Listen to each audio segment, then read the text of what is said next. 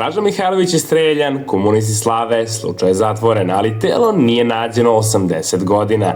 Gde su ga sahranili, zašto su ga krili i da li neko zna odgovor? Ovo nije samo teorija zavere, ovo su svedočanstva, ovo su dokumenti i ovo je priča koja još uvek nije gotova. Da bi razumela zašto je mesto Dražinog groba toliko važno, moraš razumeti ko je Draža bio i zašto su ga komunisti toliko mrzeli. Draža Mihajlović, general Kraljevine Jugoslavije, komandant četničkog pokreta, čovek koji je organizovao prvi oružani otpor u okupiranoj Evropi, pre nego što je i jedno partizansko odeljenje uopšte i postojalo. Američka vlada odlikovala ga je Legijom časti 1948. godine, posthumno, za doprinos saveznicima u Drugom svetskom ratu. Ali Tito je pobedio i pobednik piše istoriju. Draža je uhvaćen 1946. godine, suđen u junu i streljan u julu. Brzo, efikasno, bez prava na normalnu odbranu. I onda odjednom nestao. Telo sakriveno, grob nepoznat, kao da su hteli da izbrišu i posljednji trag da je ikada postojao. Zašto? Odgovor leži u strahu. Tito se bojao Draže, čak i mrtvog. Ovaj podatak zvuči neverovatno, ali postoji svedočenje koje ga potvrđuje. Bivši gardista Titove garde, čovjek koji je služio vojni rok od 1955. godine do 1957. godine u kompleksu Belog dvora na Topčideru, ispričao istoričaru Aleksandru Dimčiću iz Niša nešto što nije smeo nikome da kaže decenijama. Razlog sećanja, strah od represija. Čak 1955. godine, 9 godina posle Dražine likvidacije, gardisti su znali da neke teme ne smiju da se diraju. Taj gardista je rekao sledeće: Tito je neposredno pre i za vremena Dražinog streljenja živeo u skloništima ispod Belog dvora, bunkerima napravljenim još pre Drugog svetskog rata. Nije izlazio, nije se pokazivao, bio je u panici.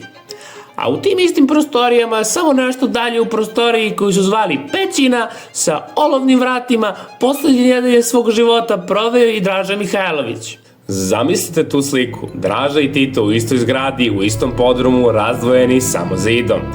Iste Pećine Dražu su odvodili na suđenje u Dom garde na Topčideru. I u njoj je prema svedočenu verovatno i ubijen. Ali priče o Dražinom kraju nisu počele tek posle rata. Već januara 1946. godine, dok je Draža još uvek bio na slobodi, general Miodrag Damjanović, komandant četnika u logorima u Italiji, šalje u Srbiju svoju obaveštaljku, Zagorku Vasić. Njen zadatak, pronaći Dražu i ponuditi mu izvlačenje iz zemlje. Zagorka ga je pronašla u zapadnoj Srbiji, lično mu prenela poruku, Draža je odbio.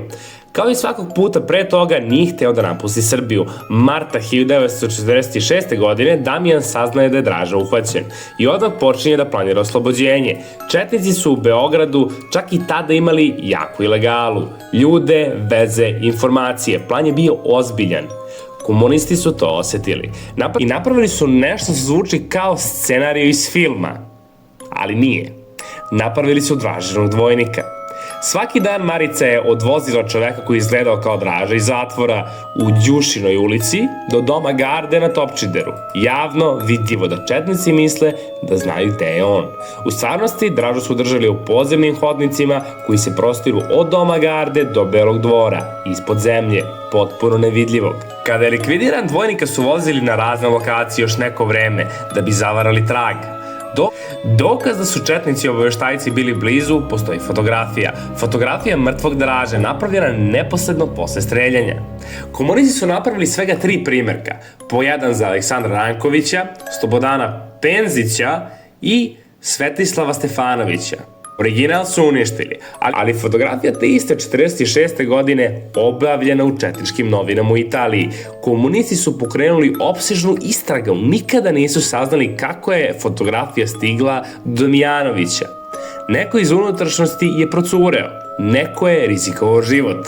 Damjanović je fotografiju predao Zorki Vasić, ona je 1993. godine, kad se prvi put vratila u Srbiju iz Kalifornije, je fotografiju predala Milosavu Samardžiću. 2009. godine, kada je osnovana komisija za pronalaženje Dražinog groba, fotografija je predata članu te komisije radi analize. Analiza nikada nije objavljena. Komisija nikada nije objavila rezultate. Ali, gde je grob? Gardista koji je služio u Belom dvoru daje detaljan opis. Draža je sahranjen u kompleksu Belog dvora, uvali ispod crkve Svetoga Đorđa. dvorske crkve na Topčideru. Teren se na tom mestu spušta prema Lisičijem potoku, dvorska ograda prolazi ispod grobnog mesta i deli padinu na dva dela. U vreme kada je gardista tamo bio, grob je bio ivičen mahunarkama. Okolo travnjak, kroz travnjak, pored samog groba, pešačka staza kojom su stražari prolazili do ograde. Ta staza odvaja se od puta koji vodi do Beloga dvora ka Starome dvoru. Grob je od tog puta udaljen oko 30 do 50 metara. Postoji i druga verzija od Zagorke Vasić koja se razlikuje samo jednom detalju. U njenom svedočanstvu grobno mesto ispod ograde dvorskog kompleksa. U svedočenju gardiste iznad ograde. Ista uvala, isti Lisičiji potok, razlika od možda 30 metara. Dva nezavisna svedoka, 2 decenije razmaka, isti zaključak. I šta je urađeno sa tim informacijama? Komisija je osnovana 2009. godine, u 10 i više godina rada nije objavljen ni jedan konkretan nalaz. Fotografija predata na analizu, analiza nije objavljena. Svedočenja dokumentovana, arhivirana, ali ne istražena. Teren na Topčideru nikada ozbiljno nije bio pretražen. Sad se postavlja pitanje zašto? To je pitanje na koje video ne može da odgovori, ali možda ga postavi. Da li postoji politička volja da se Dražin grob pronađe?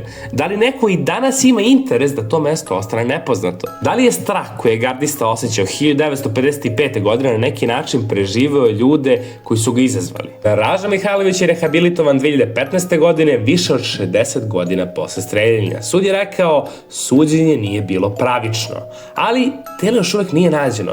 Čovek koji je organizovao prvi oružani otpor u okupiranoj Evropi, kojeg je Amerika odlikovala, koje su njegovi ljudi sledili do smrti, leži negde u uvali na padini Lisičijeg potoka u Beogradu, oivičen kamenjem i mahovinama, ispod platana, pored staze kojom su stražari hodali.